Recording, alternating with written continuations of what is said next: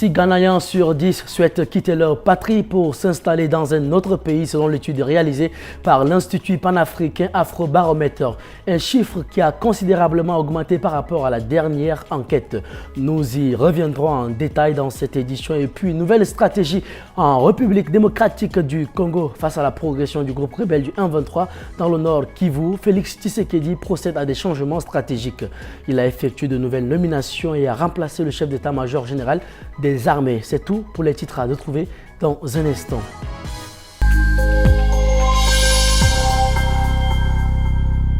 Mesdames et messieurs, bonsoir et bienvenue sur Tchad Info TV. Au Ghana, un pays qui vient d'élire début décembre son nouveau président, ce sont plus de 6 personnes sur 10 qui souhaitent quitter leur patrie pour s'installer ailleurs. C'est ce que révèle la toute nouvelle étude de l'Institut panafricain Afrobaromètre. Un chiffre en nette hausse par rapport à la dernière enquête, principalement motivée par la quête de meilleurs emplois ou simplement fuir la pauvreté, mais pas seulement. Plus de 20 points en 7 ans. Voici la hausse au Ghana de la part de la population qui souhaite quitter son pays. Chez les 18 à 35 ans, ils sont même 7 sur 10 à vouloir s'expatrier. Un taux qui s'explique par des difficultés économiques de plus en plus grandes, selon David Darko, analyste à Afrobaromètre Ghana. Le Ghana est pour la première fois en défaut de paiement de sa dette. Nous avons aussi dû faire face à un sévère programme de restructuration de cette dette. Tout cela a eu des conséquences négatives, pas seulement sur l'économie, mais plus généralement sur les opportunités des personnes. Sur 24 pays sondés sur le continent, le Ghana se place 4e derrière le Libéria, la Gambie et le Cap-Vert. Une tendance lourde, et ce n'est pas l'arrivée d'un nouveau président au pouvoir qui risque d'y changer quelque chose, toujours selon David Darko. Ces problèmes sont endémiques ici, la corruption, le népotisme et plus généralement la mauvaise gouvernance. Un changement de gouvernement n'est donc pas suffisant. Ce qu'il faut, c'est une révision complète de la structure démocratique de notre pays, qu'importe le parti politique au pouvoir.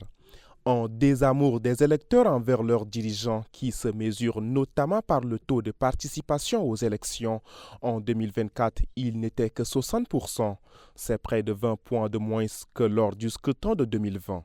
Des changements à la tête des forces armées de la République démocratique du Congo FARDC. Félix Tshisekedi a procédé à une série de nominations dans un contexte de montée des violences dans l'est du pays et de progression du M23, particulièrement dans le territoire de Lubero au nord Kivu. Parmi ces décisions, le remplacement du chef d'état-major général des FARDC. Le général d'armée Christian Tshisekedi Chongecha cède sa place à la tête des forces armées de la République démocratique du Congo après 2 ans de mandat.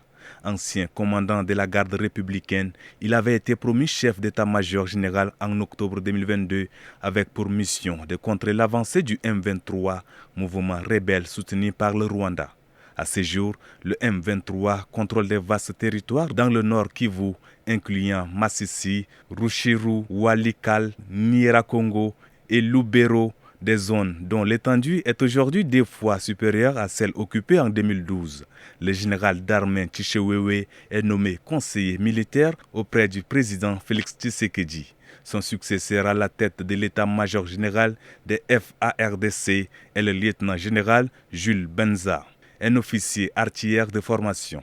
Avant sa promotion, ce dernier occupait le poste de chef adjoint de la mission militaire du chef d'État chargé des opérations et des renseignements. Un des hommes de confiance du président, il avait auparavant exercé les fonctions de commandant adjoint de la garde républicaine. Un autre changement de premier plan concerne l'état-major des renseignements militaires. Le général Christian Ndaiwel, qui en assurait la direction, est désormais affecté au commandement des forces terrestres. Plusieurs autres nominations et permutations touchent notamment les commandements des zones de défense et des bases militaires. Le cyclone Chido a provoqué la mort d'au moins 73 personnes et fait plus de 550 blessés au Mozambique selon un nouveau bilan publié ce 19 décembre 2024. Bilan publié par l'Institut national de gestion des risques et catastrophes naturelles de ce pays d'Afrique australe. Un cauchemar qui ne s'arrête jamais. C'est le sentiment des habitants du nord du Mozambique, frappés comme l'île Mayotte et le Malawi le week-end dernier par le cyclone Chido. Le dernier bilan de ce jeudi, l'Institut national de gestion des risques et catastrophes naturelles indique au moins 73 morts, 550 blessés, loin de la réalité, estiment les humanitaires. Selon les autorités de Maputo, plus de 180 000 personnes sont en outre sinistrées. Une évaluation encore à affiner sur le terrain 4 jours après le passage le 15 décembre de Chido. Le président mozambicain sortant Philippe Nyusi annonce l'envoi d'équipes de secours dans le nord à Nampula, Niassa, Cabo Delgado, les 3 provinces les plus affectées. Helia Seda, chef de projet pour l'ONG Helpo, est à Mekusi, en district de la province du Cabo Delgado. Sur place, tout est à terre, décrit-elle au micro de la rédaction lusophone de RFI. On y manque de tout, même si les aides alimentaires ont commencé à arriver. Les habitants sont à bout, ils se sentent abandonnés à leur sort. On vit des catastrophes naturelles, des crises politiques et l'insécurité avec le terrorisme. Tout cela impacte la vie des Mozambicains.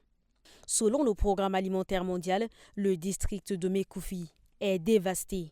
Plus de 67 000 personnes y ont besoin d'une assistance humanitaire d'urgence dans une province du Cabo Delgado déjà endeuillée depuis au moins 7 ans par un conflit entre forces gouvernementales et insurgés islamistes. Une violence qui a déjà causé le déplacement de 1,3 million de personnes. Le nord du Mozambique avait aussi déjà été frappé en 2019 par le cyclone Kenneth. Chido a donc frappé une zone déjà très vulnérable, fragilisée par une succession de crises. Selon le Bureau des Nations Unies pour la coordination des affaires humanitaires, même si la réponse dans les zones les plus touchées a commencé, le niveau d'équipement, de fourniture pour aider est trop faible. 4 millions de dollars du Fonds central d'intervention d'urgence de l'ONU vient d'être alloué au Mozambique. 20 jours après la bousculade meurtrière du 1er décembre lors d'un match de foot organisé pour soutenir le maintien au pouvoir du président de la transition Mamadi Doumbouya, plusieurs familles cherchent toujours la dépouille de leurs proches. Les ONG locales estiment qu'une trentaine de corps restent introuvables.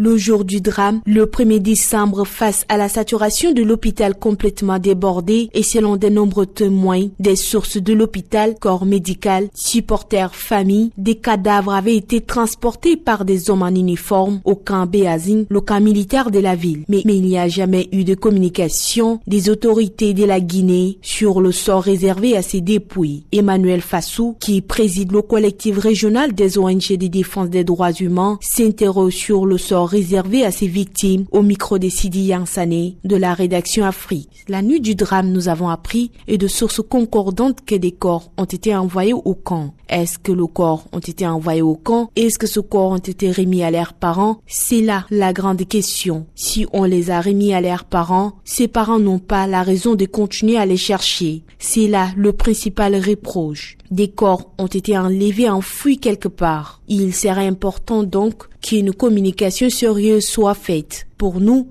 cela est très important parce que 19 jours plus tard, si l'on n'a pas encore trouvé son frère ou sa sœur alors qu'ils étaient au stade, c'est que le corps a été envoyé quelque part. Les ONG avancent un bilan provisoire de 150 morts, soit 3 fois plus que le bilan officiel du gouvernement, maintenu à 56 morts depuis le jour de la bousculade d'Enzele Corée. 3 jours de deuil national avaient été décrétés après le drame. Un féminicide qui fait la une de la presse sud-africaine depuis plusieurs jours et qui agite les réseaux sociaux. Ntobeko Sele, une jeune femme de 25 ans, poignardée à mort par son ex-compagnon. Sur Facebook, ce dernier a diffusé une vidéo où il reconnaît les faits et montre le corps sans vie de la victime. Il s'est depuis donné la mort. Ce féminicide rappelle le fléau des violences basées sur le genre en Afrique du Sud, des pays qui comptent un féminicide par jour en moyenne. Dites son nom, un hashtag que de nombreux internautes utilisent pour rappeler que la victime avait un nom.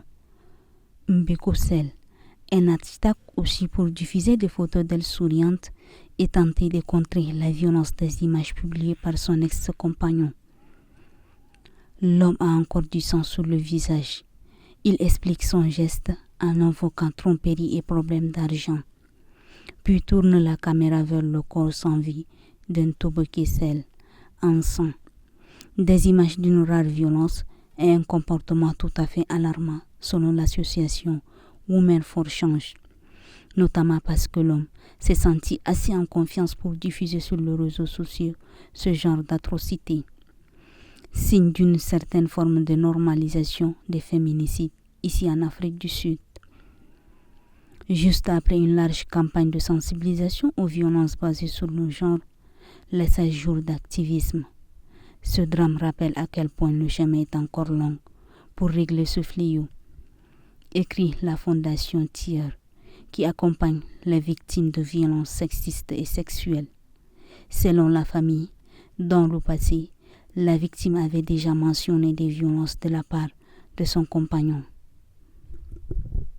Et c'est ici que s'achève cette édition. Mesdames et messieurs, merci de l'avoir suivi. Très bonne suite de programmes sur Tchad Info TV, votre chaîne d'information.